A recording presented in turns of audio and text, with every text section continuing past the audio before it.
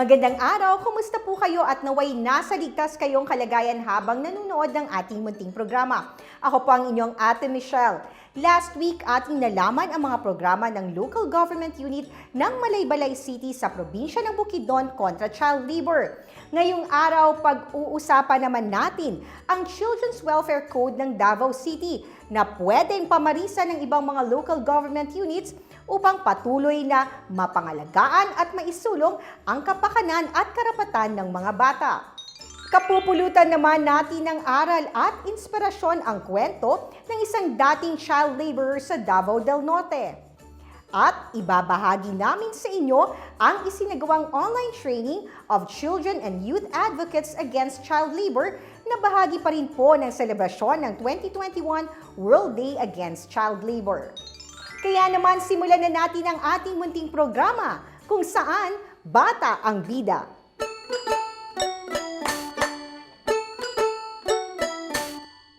The Philippines is one of the signatories to the United Nations Convention on the Rights of the Child, or UNCRC, is committed to promote, protect, and fulfill the rights of the child to a meaningful participation in matters that affect them, especially their rights are at stake. Therefore, the City of Davao has taken concrete actions in fulfilling the country's commitment to the UNCRC through the enactment of City Ordinance Number 0292-06, Series of 2006, otherwise known as the Comprehensive Children and Family Support System in Davao as amended, or the Davao City Children's Welfare Code.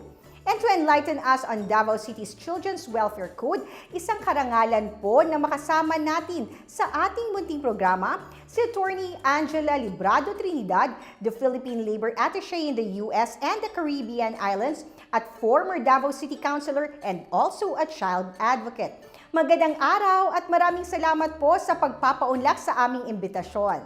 Thank you, Michelle, and good morning, good evening, or kung saan man kayong sulok ng mundo at sa Pilipinas. Salamat po sa inyong imbitasyon.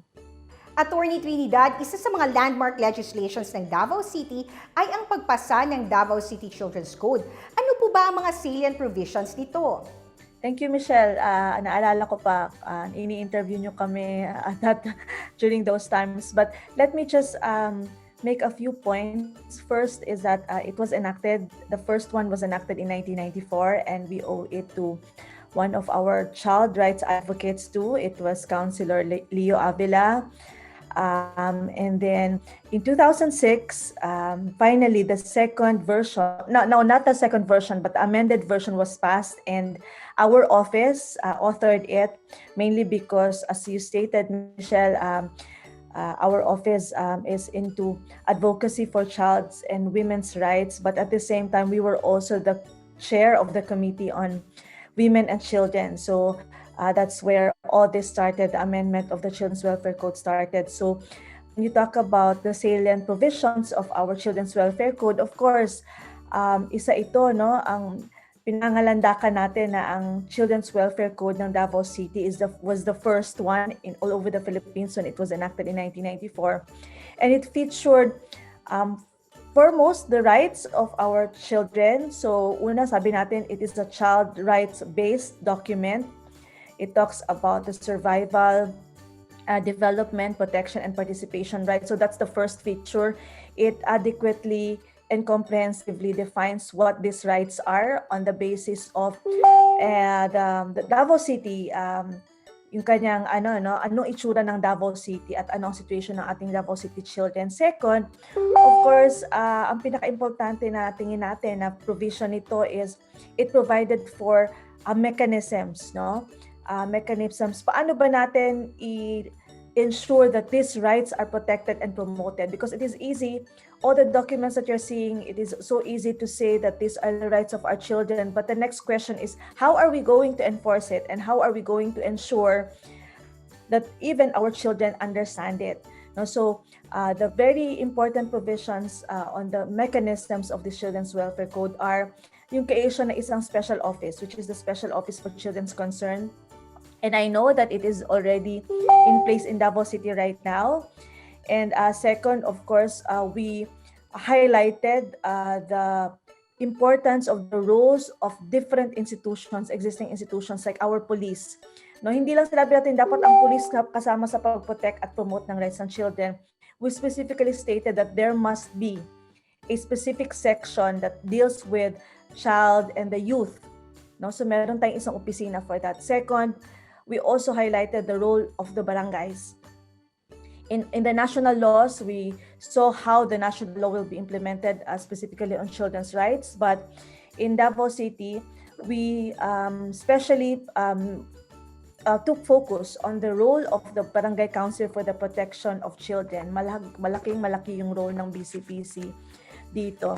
At pangatlo, syempre, may mga iba't ibang provisions tayo na nilagay doon. No? Isa na nare-remember ko na which became very controversial when PRRD became president was that may curfew daw sa sa Davao City, but it's not actually curfew. It's the provision specifically states it's a rescue of our children, and the reason being is that we hope to see our children at home at specific periods of time. Kasi kunyari na dapat natutulog at dapat very substantial yung kanyang rest para maproteksyonan at ma-promote yung kanyang rights to survival and development. So these are some of the salient provisions of our Children's Welfare Code. Attorney, ano naman po ang naitulong ng ordinansa na ito upang lalo pang paigtingin ang mga programa para sa mga bata?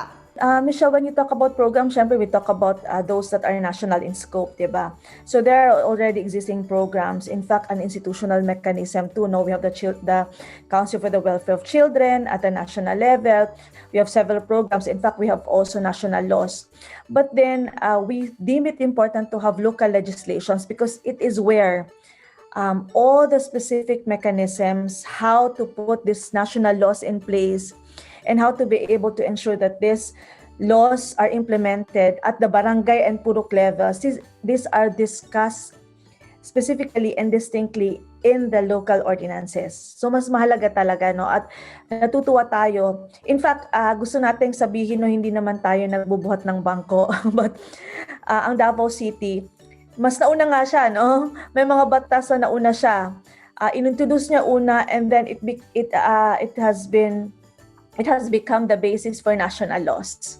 No? So, maganda yung naging ang dami at masyadong abundant ang ating resources of child rights advocates in Davao City, and we owe it to all the citizens, our civic society. And I have to also make mention that it was during the time of then Mayor Rudy Duterte and now PRRD that all these laws came into being. May mga existing national laws po tayo na nagproprotekta sa mga karapatan ng mga bata gaya na lang ng RA 7610 at RA 9231 o Law on the Elimination of Worst Forms of Child Labor. Pero gaano po ba kahalaga na may mga local ordinances na rin po tayong maipasa ang mga LGUs upang mas matugunan ang mga pangangailangan ng mga bata, lalo na yung mga biktima ng pang-aabuso at child labor? As I mentioned, the Children's Welfare Code as amended was enacted in 2006. So, sa totoo lang, in 1994, na-discuss na natin yung child labor, no? But then, in 2003, may national law. At in 2006, mas, hinimay pa natin yung batas, no? I think that's how we like to look at it. And because the national law provided for the penal sanctions for employers, for all, even for guardians who might have run counter to whose acts might have run counter to the provisions of the same law. At the local level, we provided how the Barangay Council for the Protection of Children will be able to help. First, in monitoring whether there are cases of child labor or worst forms of child labor. And second, we did not only provide that, but we specify that along with this, we have to look at this issue of child labor in the context of all the rights of our children. No? Una, bakit ba nagtatrabaho yung ating bata? Kunyari, tumutulong at pwede sa national law, pwede kasing magtrabaho yung ating mga kabataan, no? Even 15 years and below, if they are in the custody and with the presence of their parents, no? So ang tanong is, bakit ba nagtatrabaho pa yung ating mga kabataan na nandyan yung kanilang parents? So the Children's Welfare Code of Davao City seeks to look at it from the development perspective, how we will be able to ensure, no, that the national law is implemented. So ang pinakamaganda doon sa Children's Welfare Code natin, no, at talagang palagi nating sinistress, mahalaga yung ating mga mechanisms.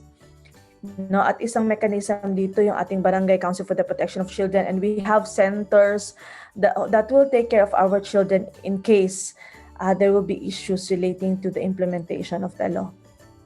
Maya-maya ipagpapatuloy natin ang ating makabuluhang talakayan kasama pa rin si Atty. Angela Librado Trinidad. Tunghayan naman po natin ang kwento ni Novi mula sa Santo Tomas, Davao del Norte na doble ang pagsisikap upang hindi maranasan ng kanyang mga kapatid ang hirap na kanyang pinagdaanan bilang dating child laborer. Maagang namulat sa responsibilidad si Novi Garcia mula sa Santo Tomas, Davao del Norte. Naghiwalay ang mga magulang ni Novi habang sanggol pa lamang ito, kaya lumaki siya sa kalinga ng kanyang mga lola. Upang may pangtustos sa pangangailangan sa pag-aaral, pagkatapos ng klase sa hapon, diretso na agad si Novi sa pagtatrabaho sa sakahan. Bata pa ko, nag-olon-olon mi. Maabtan mi og kadlawon or buntag na mi makauli sir tungod lang anang amo ang trabaho. Sa gamay nga kantidad lang namo an mora among makita og mauli sa mong balay. Bit-bit ni Novi sa kanyang puso ang pangarap na maiahon sa hirap ang pamilya, lalo na ang kanyang mga lola na ginapang ang kanyang pag-aaral hanggang high school. Tungod sila ang paningkamot, kami lang gibuhi bisa arang kalisod sa kinabuhi namo. Silang ilahaming giamumamo sa kalisod sa kinabuhi, bahalag walay makaon sa taglang ang amo ang gusto usahay o na-inspire po ko sa ila nga magpadayon. Hindi na kinaya ng mga lola ni Novi na pag-aralin siya sa kolehiyo. Kaya naman, nagpa siya ito na hindi na muna mag-aral upang makaipon ng pera. Nagtrabaho si Novi bilang isang massage therapist. Tila umayon naman ang pagkakataon kay Novi dahil mapalad itong nakakuha ng full scholarship sa isang state college sa Santo Tomas. Pero hindi pa rin niya itinigil ang pagtatrabaho dahil ginagamit niya ang kinikita para makabili ng mga school projects at load na kailangan sa online class. Nagbibigay din si Novi sa kanyang mga lola ng kaunting halaga upang panggastos sa bahay. Ana gani ang akong lola, paningkamot og eskwela kay init kaayo sa basakan raka puniton. Paningkamot og imuha, paningkamot dihaa. Magdi na ang kalisod dira basta paningkamot. Determinado si Novi na makapagtapos sa kolehiyo at maging isang ganap na guro dahil gusto niyang maging personal teacher sa kanyang 9 na nakababatang kapatid upang hindi na sila magaya sa kanya na kailangan magtrabaho sa sakahan. Sa mga kabanton unan dira, bisag unsa kalisod ang inyohang nasinati, unsa man kapait, inyohang nahimamat, padayon lang mo sa inyohang pag-eskwela, padayon mo sa unsay nasugdan ninyo, ug dili mo magduha-duha og desisyon para sa inyo. Sa ngayon, patuloy na binabalanse ni Novi ang kanyang oras sa pag-aaral at pagtatrabaho upang matupad ang pangarap na magandang buhay para sa pamilya. Naway kapulutan po natin ng aral ang kwento ni Novi na ginawang inspirasyon ang pamilya upang makamit ang minimiting maginhawang buhay. Samantala, samahan niyo po kami sa ating kampanya upang tuluyan ng wakasan ang child labor. Maaari po kayong lumahok sa ating kampanya sa pamamagitan ng pagbisita at paglagda sa ating Pledge of Commitment sa www.change.org. Sa ngayon, meron na po tayong almost 2,000 signatures. Maraming salamat po sa inyong suporta at isang pamilya po tayo sa pagsisikap na makamit ang ating layunin na 1 milyong batang malaya sa child labor.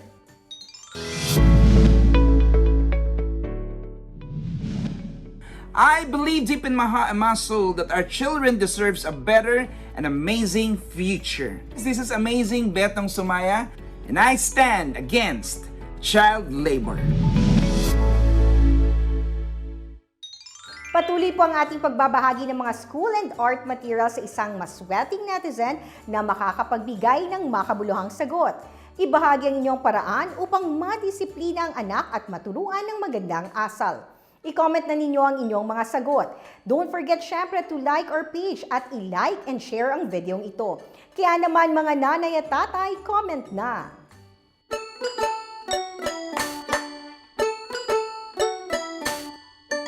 Nagpapatuloy ang ating makabuluhang talakayan tungkol sa Children's Welfare Code ng Davao City, kasama pa rin si Atty. Angela Librado Trinidad. Ngayon naman, ang komunidad naman po ang ating bibigyan ng pagkakataon na makapagtanong kay Atty. Trinidad. Narito po ang kanilang mga tanong at ang kanyang kasagutan. Bilang isang barangay official, paano po namin mapapalakas ang mga barangay ordinances na tutugon sa pangangailangan ng mga bata? Naging barangay official din ako in 2013. At hindi ko man masabi na lahat nagawa ko within that limited period of 3 years. Pero nakalimutan kong i-mention na isang malagang feature doon sa ating Children's Welfare Code is yung pagtatalaga ng isang araw for Children's Congress at Children's Summit, kung saan naririnig natin yung mga kabataan at naririnig natin ano ba ang tingin nila, anong pananaw nila sa mga batas or sa mga ordinansya or even sa barangay policies na pinapatupad. So when I sat as barangay captain, every October, which is now being held in November, we hold our Children's Summit, no? At doon pinapakinggan natin kung ano ba ang tingin nila sa mga batas na ito, no? I think that's one. Second, kaya nang sinabi ko, I think ang pinaka-importante na nakalagay din doon sa batas, no, na kailangan lahat ng barangay officials, we have to be humble enough, and in fact, I was doing it to be able to update ourselves, go through trainings, lahat ng skills training at seminar na papuntahan natin to constantly update ourselves kung anong mga batas na nandyan at kailangang ipatupad at hindi kailangang ipatupad, kailangan matutunan natin. Very important yan, no? Siguro hindi natin napag-aralan nung tumakbo tayo, but then it will not excuse us, it should not excuse us from learning kung nandyan na tayo. Kasi itong mga barangays, they have two powers, legislative and executive. No, legislative nagpapasa ng batas. So siguro isa diyan is paigtingin natin yung Barangay Council for the Protection of Children, no. At magtalaga tayo ng isang desk para tutukan ito, no, at pag-aralan ang lahat at ma-ensure na yung mga batas na nasa lokal at national ma-enforce natin, no. Isa lang nakikita ko at napapansin ko, no, ang iba-ibang kasing barangay may iba't ibang version ng rescue. No, ang iba talagang curfew ang nilalagay, no, at tingin natin it proved to be more prejudicial than beneficial kasi tumatakbo yung ating mga bata pag sinasabing curfew at hindi nila naiintindihan. Siguro mas maigi na mapaintindi natin to Children's Summit, Congress at iba pa kung ano ba ang esensya nitong rescue at bakit ba kailangan na ang ating mga kabataan ay natutulog ng more than 8 hours. The children must be able to achieve their full potentials as children and as individuals. Paano po ba kami makakatulong sa aming barangay upang masiguro na napapangalagaan ang kapakanan ng mga bata? Siyempre, mahalaga, hindi lang nanay, no? Nanay at tatay, kailangang kasi tayo yung first, no? Doon sa pagpapalaki ng ating mga anak. Very important din na malaman natin kung ano ang mga batas relating to the survival, development, protection, and promotion, and participation rights of our children. It is not easy, I know, with our culture, with the way we were brought before, hindi siya madali, no? Pero kailangan maintindihan natin kung saan nanggagaling ang mga batas na ito. Siguro una talaga malaman natin kung ano yung mga batas at bakit ito pinasa. Pangalawa, andyan ang barangay, andyan ang purok, we can participate in all the mechanisms that the barangays are establishing and the laws have established. Pwede tayong makialam, actively get involved in all the activities of the barangay, no? At syempre isa dyan yung health ng ating mga bata, no? Yung lahat ng pagpapabakuna, pagbibisita sa barangay, at iba pa, kailangan nating matutunan. At pangatlo, syempre, kung may participation rights ang ating mga kabataan, dapat may participation rights ng ating mga parents, no?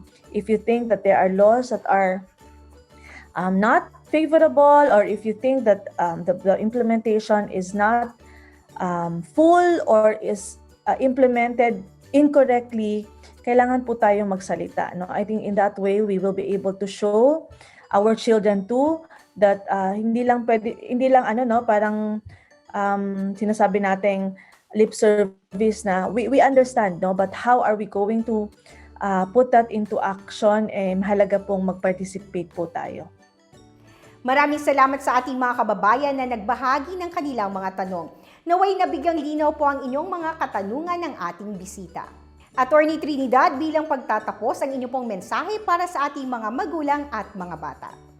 Salamat, Michelle. No, in relation to the laws that we have right now, both locally and nationally, we have to understand and remember that these are born out of the experiences and stories of our children, of our parents, and all the stakeholders and duty bearers. So, kailangan po, kung nandyan ang batas, pag-aralan natin. Pangalawa, i-experience natin. At kung meron tayong mga alam at may napapansin tayong hindi maganda or kulang, mahalaga po na pag-usapan sa komunidad, pag-usapan sa ating pamilya, pag-usapan at the local and national level so that we can have better, improve laws in the future. So, mahalaga po ang ating participation because hindi po nabubuo ang isang batas dahil may monopolyo ng idea ng isang politician or isang mambabatas. So, nanggagaling po sa atin lahat yan. Maraming salamat po sa oras na inyong inilaan sa ating munting programa, Attorney Angela Librado Trinidad, the Philippine Labor Attaché in the U.S. and the Caribbean Islands. Kailangan po natin harapin ang mabigat na katotohanan na sa nakalipas na taon, dahil sa pandemya, lumala ang sitwasyon sa child labor hindi lamang sa Pilipinas kundi sa buong mundo. Sa aking paglilibot sa buong bansa para gumawa ng mga storya, saksihan po natin ang kwento ng mga kabataan na kailangan magtrabaho para sa kanilang pamilya. Isa pong napakalungkot na sitwasyon na hindi dapat mangyari dahil alam natin na nag-iiwan ito ng malalim na marka sa mga kabataan na dadalhin nila hanggang sa pagtanda. Isa pong napakahalagang issue na kailangan tutukan habang maaga pa para hindi lumala.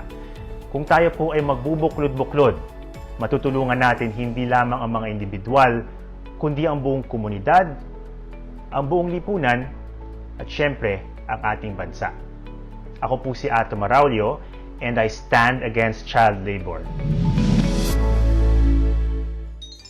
Narito naman po ang mga highlights ng isinagawang online training of children and youth advocates against child labor na bahagi pa rin po ng selebrasyon ng 2021 World Day Against Child Labor. Panoorin po nating lahat. Ng mga tanong, no? And this will just give you the insight. Naging matagumpay ang isinagawang training of children and youth advocates against child labor na pinangunahan ng National Council Against Child Labor at National Youth Commission. Ang 3 araw na online training nitong June 17 to 19, 2021 ay dinaluhan ng 27 mga kabataan mula sa iba't ibang panig ng bansa. Kabilang sa mga lumahok sa training ay ang mga youth leaders mula sa 3 partner CSOs ng ChildFund BuildCA2P project sa probinsya ng Bukidnon, Davao del Norte at North Cotabato. Republic Act No. 7610 as amended. Itinuro sa mga partisipante ang mga karapatan ng bata, pagkakaiba ng child labor sa child work, at mga batas na nagpoprotekta sa mga bata laban sa child labor. Para mas lalo pa nating mapalawak yung ating advokasya. Nagbahagi rin ng lecture kaugnay sa digital advocacy ang ChildFund BuildCA2P Advocacy Officer na si Michelle Robin. Itinuro niya ang kahalagahan ng social media para maisulong ang kampanya kontra child labor. Sino ba yung dapat na i-share lang natin ng mga post, lalong-lalo na ngayon? Ang amin pong natutunan is more on different laws that protect us as a children, and yung kagaya po ng mga batas namin po na natutunan is RA 7610, yung overall 18 years old na naaabuso, and marami pong iba. Nagpapasalamat ako sa inyo sa inyong pagdalo at nakita ko kung gaano kayo kasigasig na nagplano para sa pagtatapos ng pagpapalaya, no, sa mga bata na nasa child labor ngayon at sa pagtatapos nga ng bilang ng mga bata na nasasadlak sa child labor. Layunin ng training ang palakasin ang kakayahan ng mga youth leaders na manguna sa kampanya kontra child labor sa kanilang komunidad. Ang ChildFund BuildCA2P ay katuwang ng gobyerno at ng mga civil society organizations na nagsasagawa ng mga programa at proyekto para matulungan ang mga batang manggagawa sa Mindanao. Mga bata, mahilig ka bang kumanta? Sumayaw o gumuhit? I-post na ang inyong pictures o video showcasing your talents. Bukod sa pagbabahagi ng inyong mga talento, may chance ka pang manalo ng mga school at art materials at mag-feature sa Bata ang Bida. Ang ating kagandahan. Maraming salamat po sa lahat ng nagbahagi ng kanilang sagot. Isang lucky netizen ang aming napusuan.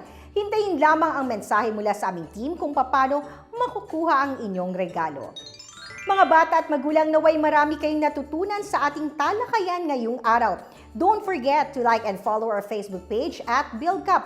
Mag-subscribe din po kayo sa ating YouTube channel, BuildCA2P ChildFund. Naway palaging maging bukas ang ating puso at isipan sa pagsisigurong natutupad at nararanasan ng mga bata ang kanilang karapatan saan man at sa anumang panahon. See you again next time para sa isa namang makabuluhang kwentuhan kung saan bata ang bida. Ako po si Michelle Robin and I stand against child labor. La la la la la la la la la la la la la la la la la la la la. Mga munting paa saan ang punta, sa bawat hakbang palapit ng palapit sa pag-asa aangkinin. Dito tayo sa lugar kung saan matamis ang ngiti ng bawat bata, nakadungaw sa kinabukasan walang ligalig. Ako'y isang munting bata, hayang maglaro, matuto, mangarap.